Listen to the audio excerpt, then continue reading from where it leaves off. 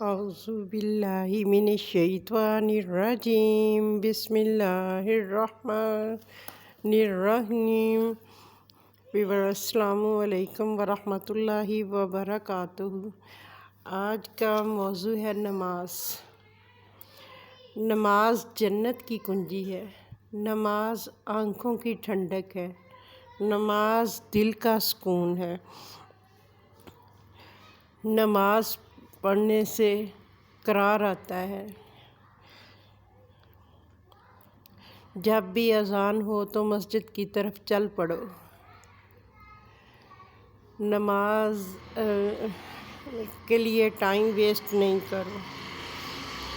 سجدے میں سکون ملتا ہے، آپ سجدے میں جا کے تو دیکھو، اللہ تعالیٰ دن میں 5 دفعہ بلاتا ہے اپنی طرف۔ اذان کا مطلب یہی ہے کہ آ جاؤ میری طرف۔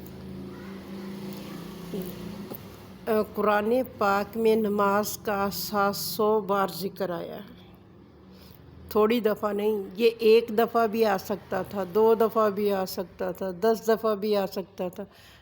اللہ کو پتہ تھا کہ میرے بندے کیسے ہوں گے، تو اللہ تعالیٰ نے بار بار بلایا ہے اپنی طرف۔ پھر ہم نہیں جائیں تو ہم اچھے انسان تو نہیں ہیں نا۔ ہمیں سجدے میں جانا چاہیے، اللہ کے آگے جھکنا چاہیے۔ اگر آپ کو سکون چاہیے، سرور چاہیے، تو پھر اس رستے پہ آ جاؤ۔ نماز بندے کو جنت میں لے کے جائے گی۔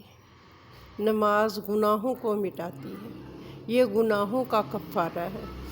نماز دل کو سکون بخشتی ہے۔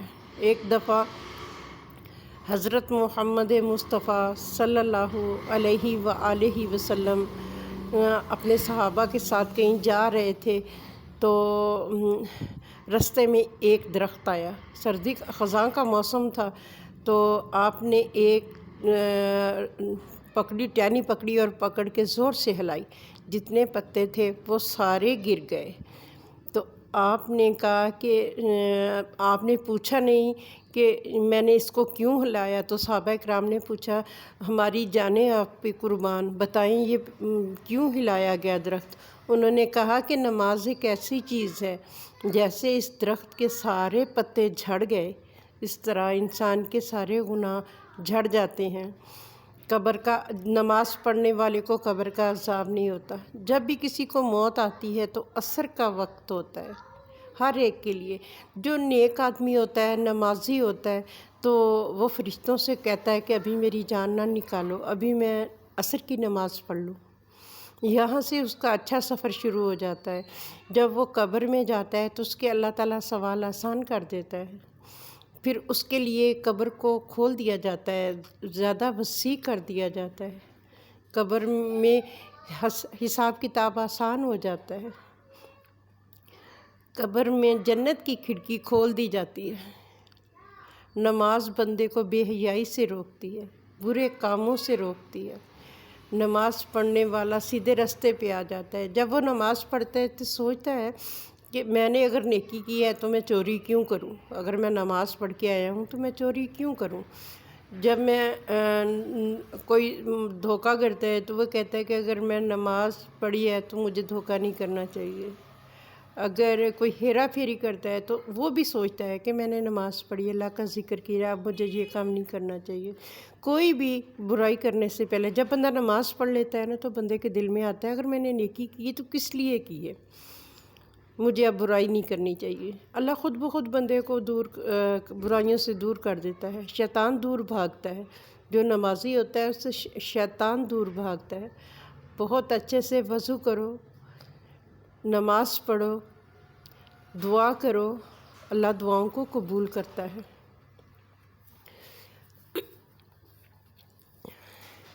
اللہ دعاؤں کو قبول کرتا ہے اپنی بارگاہ الہی میں۔ اللہ نماز انسان کے لیے بنائی ہے، اللہ نے اپنے لیے نہیں بنائی۔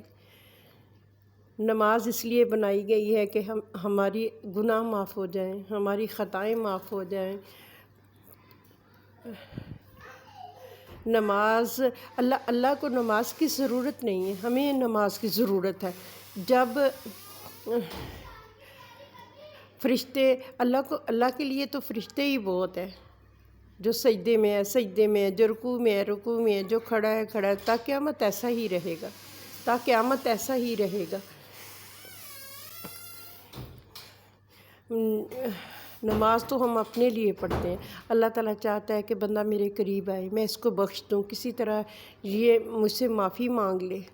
تو نماز تو مومن کی معراج ہے، نماز تو پڑھنی چاہیے، نماز گناہوں سے روکتی ہے، نماز سیدھے رستے پہ لگاتی ہے، ایمان کی طرف لے کے آتی ہے، نماز دین کا ستون ہے۔ اگر ستون نہیں ہوگا تو عمارت کمزور ہوگی، سیڑھیاں نہیں ہوں گی، ہم چھت پہ نہیں جا سکیں گے، تو جنت میں کیسے چلے جائیں گے؟ اس کے لیے ہمیں نماز پڑھنی چاہیے، قرآن پاک پڑھنا چاہیے، اللہ کے قریب ہونا چاہیے۔ اگر دلوں کا سکون چاہیے تو نماز کی طرف آ جاؤ، اگر پریشانیوں سے بچنا ہے تو نماز کی طرف آ جاؤ۔ اللہ ہم سب کو نماز کی ہدایت دے، کیونکہ جنت میں لے کے جانے والی نماز ہے، دوزخ سے بچانے والی نماز ہے۔ پھر ہم نماز کیوں نہیں پڑھتے؟ ہمیں نماز پڑھنی چاہیے، سیدھے رستے پہ آنا چاہیے۔ 40 دن تک نماز پڑھ لو تو اللہ تعالیٰ بندے کو نماز کا عادی بنا دیتا ہے۔ نماز ایسے پڑھو کہ جس میں آپ کو سکون ملے، ایک کام سمجھ کے نہیں پڑھو، اس کو ایسے پڑھو، دل سے پڑھو، تھوڑا اونچی پڑھو، تھوڑا اونچی پڑھو گے تو آپ کو خود سمجھ آئے گی کہ میں کیا پڑھ رہا ہوں، اور اس میں مزہ آئے گا۔ نماز ٹھہر ٹھہر کے پڑھو، آہستہ آہستہ پڑھو، اس میں زیادہ مزہ ہے، سکون ہے، اور اس میں مزہ بھی آتا ہے۔ اس لیے ہم سب کو چاہیے کہ اپنی نمازوں کی حفاظت کریں، اپنی قرآن کی حفاظت کریں۔ ایک بچہ اگر آگ کی طرف دوڑتا ہے تو ماں اس سے پہلے اسے جا کے پکڑ لیتی ہے کہ میرا بچہ آگ میں نہ چلا جائے، تو جب دوزخ میں جائیں گے تو ماں کو کتنی تکلیف ہوگی۔ اس لیے بچوں کو بھی چاہیے سارے نماز کے اپنے بچوں کو نماز کا عادی بنائیں۔ آپ خود 5 گانا نماز پڑھیں، اتنا ٹائم نہیں لگتا۔ جس کے پاس تھوڑا ٹائم ہو تو وہ فرض پڑھ لے، جیسے ظہر کی 4 سنت چھوڑ دے، 4 فرض پڑھ لے، 2 سنت پڑھ لے، نفل کا ٹائم ہے تو پڑھ لے، نہیں تو 4 فرض 2 سنت پڑھ لے، پڑھے تو صحیح، اس طرف آئے تو صحیح۔ آہستہ آہستہ بندہ پھر ساری نماز پڑھنا شروع کر دیتا ہے۔ اللہ ہم سب کو ہدایت دے اور نیک رستے پہ چلنے والا بنا دے، 5 گانا نمازی بنا دے، قرآن پاک کو سمجھ کے پڑھنے والا بنا دے۔ اللہ ہماری دعاؤں کو قبول کرے، اللہ آپ کو ڈھیروں خوشیاں نصیب کرے، اللہ آپ سب لوگوں کی پریشانیوں کو دور کر دے۔ اللہ ہم سب کو اپنی بارگاہ الہی میں قبول کر لے، اچھے لوگوں میں نام لکھ لے، سونے نبی کا سونا امتی بنا دے۔ اور کیا چاہیے؟ چلے جانا ہے، چند دن کی زندگی ہے، ختم ہو جائے گی۔ اللہ ہم سب کو سیدھے رستے پہ چلنے والا بنا دے، آپ سب کو سیدھے رستے پہ چلنے والا بنا دے، آمین اللہم آمین۔ اگر یہ ویڈیو میری آپ کو پسند آئے تو آپ اس کو سبسکرائب کریں، آئیکن بٹن دبائیں اور لائک اور شیئر کریں۔ Thank you. السلام علیکم ورحمۃ اللہ وبرکاتہ۔ جزاک اللہ خیر۔